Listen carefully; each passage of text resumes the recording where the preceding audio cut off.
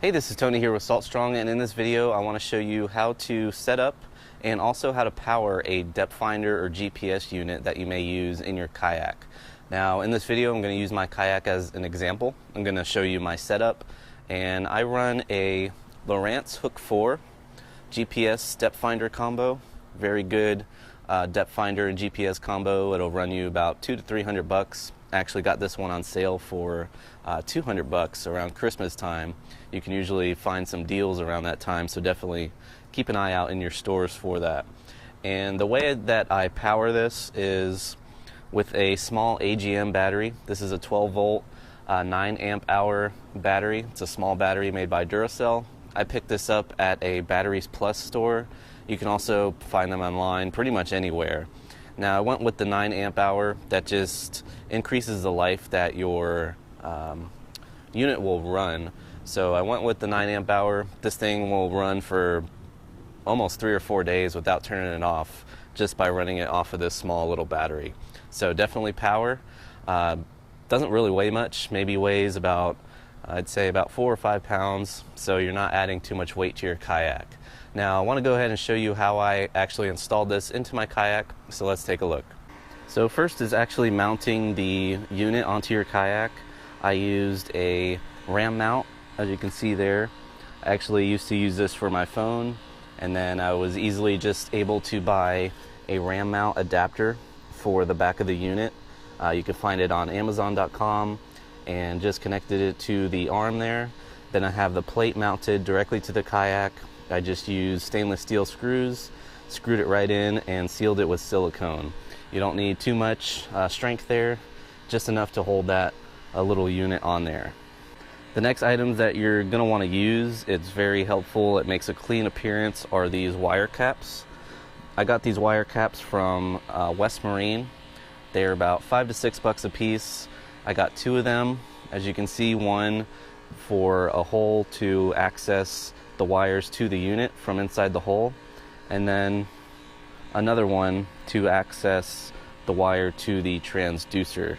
As you can see, I have the wire coming from the transducer into the hole of the kayak through that wire cap, and then the extra wire I actually just have inside of the hole, and it's wrapped up and zip tied out of the way.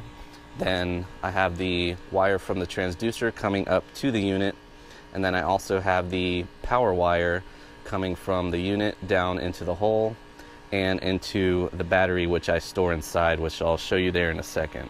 So very handy to have these, makes it a nice clean appearance. As you can see, no wires running around all over the kayak or anything like that, so it works out very well. Now just another thing, when you are installing these wire caps, you will have to drill a 1-inch hole into the hull of your kayak to get that cap to sit in.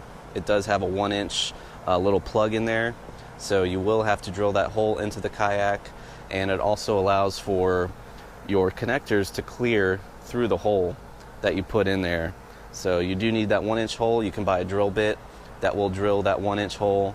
And also, after you put the wire cap on, it does have a small little rubber seal on it. However, I did put a little extra silicone just for a little extra safety to keep water out. And also, where the wire goes into the wire cap, you're going to want to squeeze a little bit of silicone in there as well, just to keep water from coming in. Now as for the transducer, I have it mounted underneath the kayak through one of the scupper holes.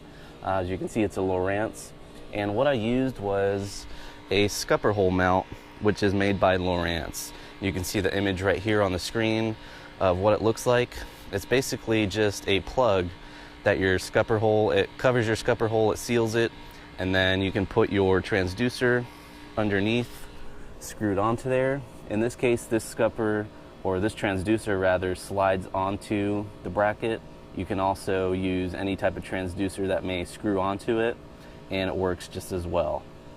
So here's the top of that transducer mount that goes in your scupper hole. It's just a small plastic rod with a top cap, as you can see there, and a wig nut that goes onto that plastic rod. And that rod goes through the scupper hole and then connects to the bottom plate on the bottom of the scupper hole, right here where the transducer actually mounts onto. Now as for the battery connections, this is the main power wire coming from the unit, And when you get the unit, it's going to have just open ends on the wire. You have to connect your own connectors on there. And I use the connectors that connect to this small battery right here. As you can see, they slide right onto there. These are female connectors. As you can see, they're open and they just slide right onto there. Now this unit also comes with a inline fuse. Very important to have so you don't blow your unit. If it does overpower or overheat or anything like that, that way you don't screw up your battery or screw up your unit. Now this kayak in particular, this is the Ocean Kayak Prowler Big Game 2, and it actually comes with a battery bag, as you can see inside of the hole right there. And I'll just take this battery and it slides right into that bag like so. It just sits in the bag, keeps it off the bottom in case you get any water in the bottom of the kayak. And then I would just connect the connectors to it, zip up the front, and I'd be good to go.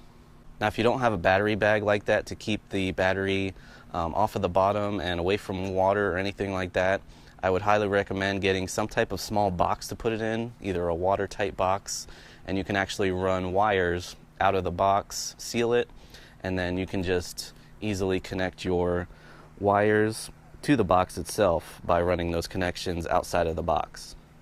So you may be asking yourself, why would I want to install a fish finder on my kayak? I'm usually fishing shallow water where I can't even pick up anything on the fish finder if I was using it.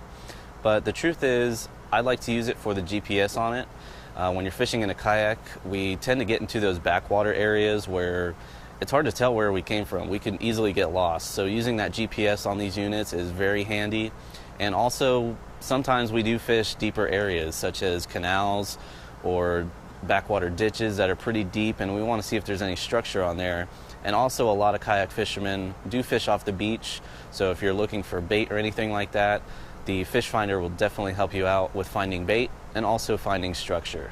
So that will wrap up this video on how to install a GPS or fish finder unit onto your kayak, and also how to power it. If you have any questions about this, please feel free to leave a comment down below.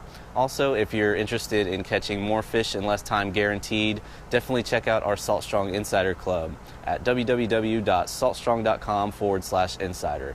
Until then, I'll see you on the next video.